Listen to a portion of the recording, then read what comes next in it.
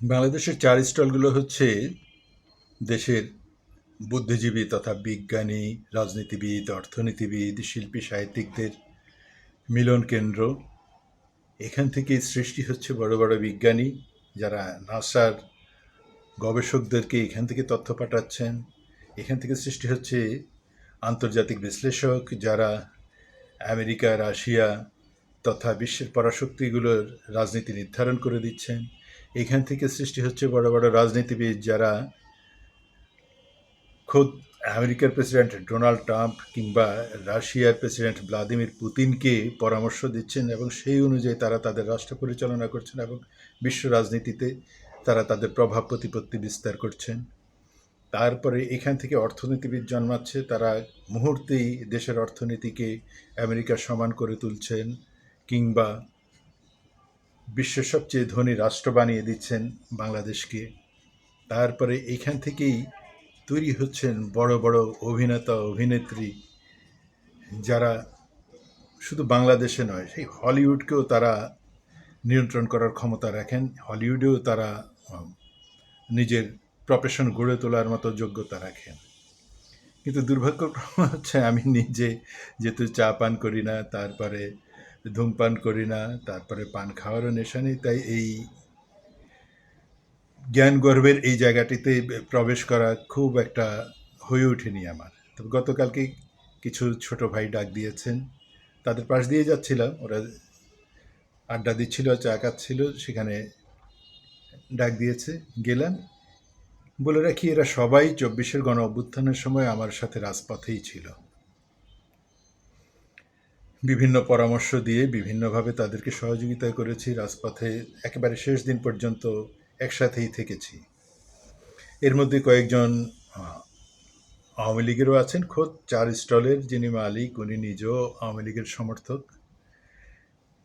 তো গত কয়েকদিন ধরে তার ভিতরে বেশ একটা উৎফুল্লতা লক্ষ্য করছি। চার স্টলের মালিক, ওনার ভিতরে বেশ উৎফুল্লতা লক্ষ্য করছি, কারণ উনি যখন শুনেছেন যে শেখ হাসিনা আগামী ডিসেম্বরে বাংলাদেশে আসবেন, সেই সময় থেকে তার ভিতরে বেশ একটা উদ্দীপনা লক্ষ্য করা যাচ্ছে, উৎসাহ লক্ষ্য করা যাচ্ছে।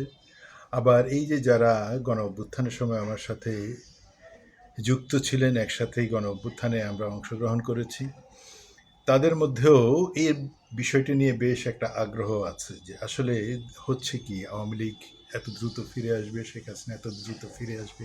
আবার এখানে যারা দু একজন আওয়ামী লীগেরও সমর্থক আছে, গণ অভ্যুত্থানের সময় আমাদের সাথেই ছিল, কিন্তু সে আসলে ভেতরে ভেতরে আওয়ামী লীগের সমর্থক। তারাও বোঝার চেষ্টা করছে, নানাভাবেই বোঝার চেষ্টা করছে আসলে অবস্থাটা কোথায় যাচ্ছে। আমাকেও জিজ্ঞেস করলো যে ভাই, আপনার বিবেচনায় কি এই যে আলোচনাটা হচ্ছে ডিসেম্বরে আসবে, তো আসলে কতদূর কি? আর বিশেষ করে এই আলোচনাটা যখন অবতারণা হলো, তখন চার স্টলের মালিকের মুখে বেশ একটা আগ্রহ লক্ষ্য করা গেল, সেই বিষয়টি শুনতে চাচ্ছে। তাই বললাম যে ভাই, আমরা তো একেবারে চুনোপুঁটি মহল্লার একেবারে ক্ষুদ্র একজন মানুষ, বাংলাদেশের রাজনীতিরও কোনো অংশে আমাদের কোনো প্রভাব প্রতিপত্তি নেই। আমরা তো আন্তর্জাতিক রাজনীতির কিছু বলতে পারবো না, এটা আন্তর্জাতিক রাজনীতির একটি খেলা, টোটালটাই একটি খেলা। শেখ হাসিনা আন্তর্জাতিক রাজনীতির একটি গুটিতে পরিণত হয়ে গেছেন। ওনার যতটুকু যোগ্যতা ছিল সেটি উনি হারিয়ে ফেলেছেন ২৪-এর গণ অভ্যুত্থানের মধ্য দিয়ে। এখন উনি আন্তর্জাতিক রাজনীতির একটি গুটিতে পরিণত হয়ে গেছেন। এই আন্তর্জাতিক খেলোয়াড়রা, বিশেষ করে ভারত ওনাকে নিয়ে যে খেলাটা খেলছেন, আন্তর্জাতিক বলতে এখানে ভারতকেই বোঝানো হচ্ছে খুব বেশি করে। ভারত ওনাকে নিয়ে যে খেলাটি খেলছেন, এই খেলাটিতে উনি পেরে উঠবেন না। ভারত ওনাকে ব্যবহার করবে। উনি ক্ষমতায় থাকার ১৫.৫ বছরও ভারত ওনাকে বারবার ব্যবহার করা হয়েছে। আবার যখন প্রয়োজন মনে হয়েছে, শেখ হাসিনাকে এবং আওয়ামী লীগকে বুঝিয়ে দেওয়া হয়েছে যে আমি ছাড়া, অর্থাৎ ভারত ছাড়া আওয়ামী লীগের কোনো গতি নেই। আপনাদের মনে আছে যে যখন অনেক, কত ৩০০ টনের মতো ইলিশ পাঠানো হলো ভারতে, সেদিন তারা পেঁয়াজ রপ্তানি বাংলাদেশে বন্ধ করে দিয়েছিল।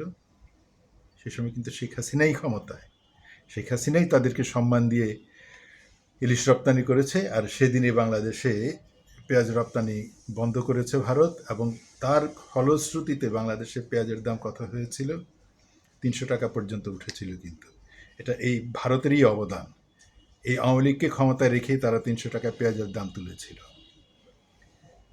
তো বুঝতেই পারছ যে এইখানে এই খেলাটা কোথায় যাচ্ছে, এবং এই খেলার সবচেয়ে ক্ষতিকর দিক হচ্ছে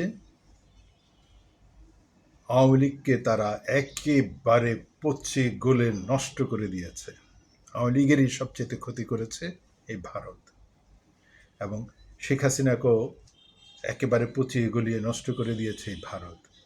শেখ হাসিনা যদি গণ অভ্যুত্থানের সময় গ্রেপ্তার হয়ে বাংলাদেশে থাকতো, তাহলে আওয়ামী লীগের জন্য যে পজিটিভ আকার ধারণ করত, তারপরে একটা সিম্প্যাথি গ্রো করত, অথবা উনি যদি অন্য কোনো দেশে যেত, সেটা ভারত না হয়ে পৃথিবীর অন্য যে কোনো দেশে যেত, তাহলে উনি এত খেলার পুতুলে পরিণত হয়ে যেত না ভারতে। ভারত ওনাকে দিয়ে মাঝে মাঝে এই কথাগুলো বলিয়ে বাংলাদেশ সরকারের সাথে ভারত একটি সম্পর্ক তৈরি করার চেষ্টা করবে, কারণ প্রকাশ্য এবং গোপনে সব কিছু মিলিয়ে কমপক্ষে 20,000 কোটি টাকার মার্কেট হচ্ছে ভারতের বাংলাদেশে।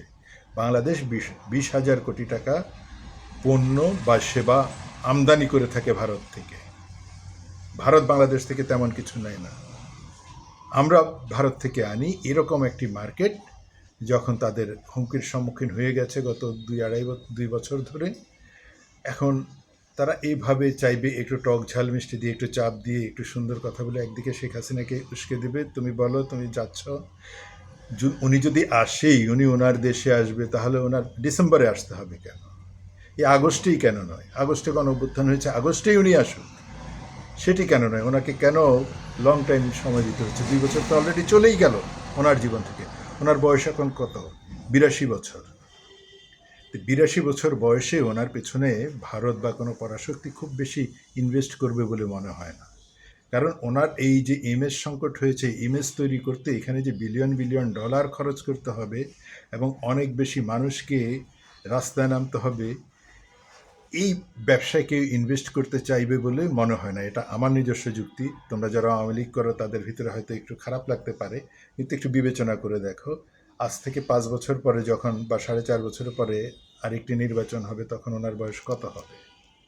85-86 বছর বয়স হবে। তো 85-86 বছর বয়সের সময় উনি বাংলাদেশে এসে কারাবরণ করে, তারপরে সে মামলা মোকদ্দমা মোকাবেলা করে দলকে উনি আবার স্বাভাবিক পর্যায়ে ফিরিয়ে নিয়ে আসবে, অথবা একটি গণ অভ্যুত্থান তৈরি করবে। গণ অভ্যুত্থানটা কি ভারত তৈরি করে দিতে পারবে? যদি ভারত গণ অভ্যুত্থানই তৈরি করতে পারে, তাহলে আমাদের 24-এর গণ অভ্যুত্থান ভারত ঠেকাতে পারল না কেন? 15.5 বছর তো ভারত রেখেছে তাকে ক্ষমতায়, তারপরে কেন পারল না? এই গণ অভ্যুত্থানে কেন আওয়ামী লীগকে পরাজিত হতে হলো, দেশ থেকে পালাতে হলো? এই সহজ যুক্তিটুকু মেনে নিয়ে আপাতত হিসাব মেলানোর চেষ্টা করো। আমি খুবই ক্ষুদ্র মানুষ, আমার বিবেচনায় যতটুকু এসেছে আমি অতটুকু বলেছি, বাদ বাকি তোমরা হিসেব করে দেখো, তবে উৎফুল্ল না হয়ে হিসাব এবং যুক্তি দিয়ে মেলানোর চেষ্টা করো।